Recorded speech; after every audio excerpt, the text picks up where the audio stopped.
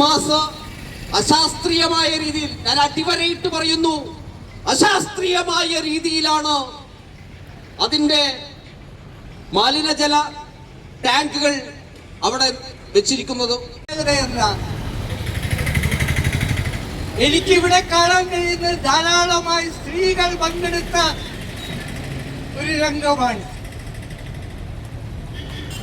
ഒരു കാര്യം ഞാൻ പറയാം, ധാരാളമായി സ്ത്രീകൾ രംഗത്തിറങ്ങിയ ഒരു സമരവും പരാജയപ്പെട്ടിട്ടില്ല എന്ന് പറയാൻ ഞാൻ ആഗ്രഹിക്കുന്നു.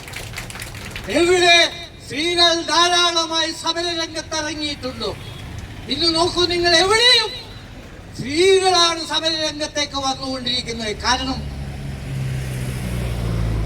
അവർക്കറിയാം ഒരുപാട് ദുരന്തങ്ങൾ ഏറ്റുവാങ്ങാൻ പോകുന്ന ഒരു സമൂഹമാണ് നമ്മുടേത് എന്ന് മനസ്സിലാക്കിയ ആളുകളാണ്. ആ ദുരന്തങ്ങളൊക്കെ വരുമ്പോൾ ഏറ്റവും കൂടുതൽ പ്രയാസം അനുഭവിക്കുക, ബുദ്ധിമുട്ട് അനുഭവിക്കുക ഞങ്ങളാണ് എന്ന് തിരിച്ചറിഞ്ഞുകൊണ്ട് ഇതാ സ്ത്രീകൾ തെരുവിലിറങ്ങിയിരിക്കുന്നു നമ്മുടെ നാട്ടിൽ എന്നുള്ളത് തീർച്ചയായിട്ടും ഈ സമരം വിജയിക്കുമെന്നുള്ളതിന് ഉറപ്പായിട്ട് ഞാൻ കാണുന്നു. അതോടൊപ്പം